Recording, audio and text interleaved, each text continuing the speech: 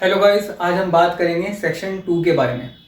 Section 2 of Hindu marriage act 1955 के बारे में आज हम बात करेंगे। जानेंगे इस एक्ट के अंदर, इस सेक्शन के अंदर कौन कौन लोग हिंदू बताए गए हैं, कौन कौन लोग हिंदू इंक्लूड हुए गए हैं इस सेक्शन 2 के तहत।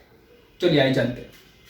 सेक्शन 2 बताता है एप्लीकेशन ऑफ द एक्ट। इसका सब क्लॉज ए बताता है टू एनी पर्सन, जो भी कोई इंसान, यानी कि टू एनी पर्सन, चाहे कोई भी who is a Hindu bye religion in any of its form और डेवलपमेंट इंक्लूडिंग अ वीर सभा, या तो वीर सभा समाज से ताल्लुकात रखता हो, यानी कि वीर सभा समाज का हो, वो हिंदू कहलाया जाएगा। लिंगायत का हो तो भी वो हिंदू होगा। और अ फॉलोअर्स ऑफ ब्रह्मो, प्रार्थना और आर्य समाज, अगर इन तीनों समाज का भी फॉलोअर्स है वो भी हिंदू की डेफिनेशन में इंक्लूड हो जाएगा इस एक्ट के तहत, इस सेक्शन के तहत। जानेंगे अब इसका सब क्लॉज बी क्या जाता है। To any person who is Buddhist, यानी कि जो बौद्ध धर्म से हो, यानी कि बुद्धिस्ट हो रिलीजन में, जैन हो या सिख हो बाय रिलीजन, वो भी इस एक्ट में हिंदू कहला जाएगा, एप्लीकेशन हो जाएगी इसकी हिंदू। टू एनी पर्सन, अब sub clause C, to any person domiciled in the territories to which this act extends, यानी कि जो भी पर्सन डोमोसाइल्ड हो in the territories of this act extend, जहां तक ये एक्ट एक्सटेंड करता है, यानी कि जहां तक ये एक्ट लागू होता है वहां तक।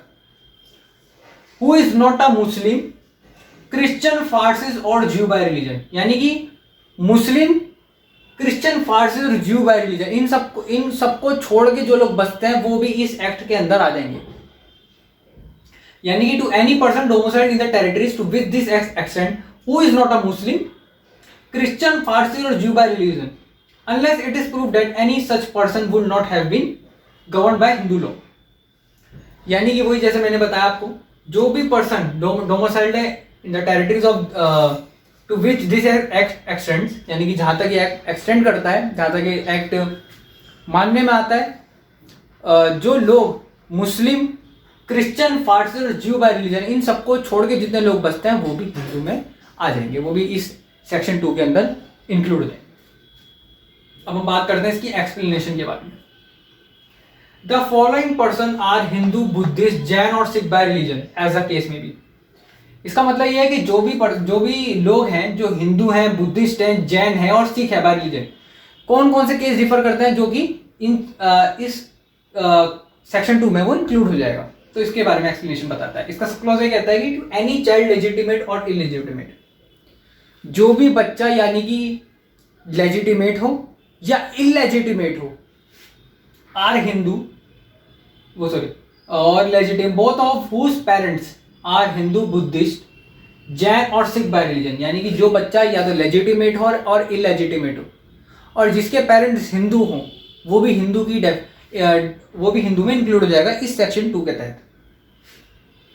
अब इसका सब क्लॉज बी कहता है एनी चाइल्ड लेजिटिमेट और illegitimate one of whose parents is a Hindu, Buddhist, Jain और सिख बाय रिलीजन, यानी कि जो भी बच्चा या तो लेजिटिमेट हो, इलेजिटिमेट हो, लेकिन उसके माता पिता में से कोई एक भी, यानी कि हो सकता है मदर जो हो वो हिंदू और जो फादर हो वो हिंदू ना हो, या फिर जो फादर हिंदू हो या मदर हिंदू ना हो, वो भी बच्चा हिंदू कहलाया जाएगा इस एक्ट के तहत। यानी कि एनी चाइल्ड लेजिटिमेट और illegitimate one of whose parents is a Hindu, Buddhist, Jain और सिख, यानी कि या तो हिंदू हो, बुद्धिस्ट हो या जैन और सिख, या इनमें से किसी भी रिलीजन में से कोई एक उसके माता या पिता आ रहे हैं तो वो भी हिंदू कहलाया जाएगा। And who is brought up as a member of tribe, community, group और a family to which such parents belong to. अब आता है इसका sub clause C, any person who is convert और रिकन्वर्ट टू हिंदू, यानी कि जो पर्सन, यानी कि जो इंसान कन्वर्ट हो गया अपने धर्म से हिंदू में कन्वर्ट हो गया, यानी कि वो पहले सोच लीजिए क्रिश्चियन था या जो भी कोई उसका धर्म रहा होगा, वो उस धर्म से कन्वर्ट होकर हिंदू बन गया हो या फिर रिकन्वर्ट हुआ हो हिंदू में, तो वो भी इस सेक्शन 2 में इंक्लूड हो जाएगा। यानी कि any person who is convert और reconvert to the Hindu, Buddhist, Jain और सिख बाय रिलीजन, जैन समाज में कन्वर्ट हो गया या रिकन्वर्ट हो गया, सिख समाज में कन्वर्ट हो गया, तो वो भी इस सेक्शन 2 में इंक्लूड हो जाएगा। अब हम बात करेंगे सब क्लॉज 2 की। सब क्लॉज 2 ये कहता है कि not with standing contained in subsection 1 nothing contained in this act shall apply to the member of scheduled tribe within the meaning of clause 25 of article 366। अब देखिए ये बड़ा इंपॉर्टेंट पॉइंट है।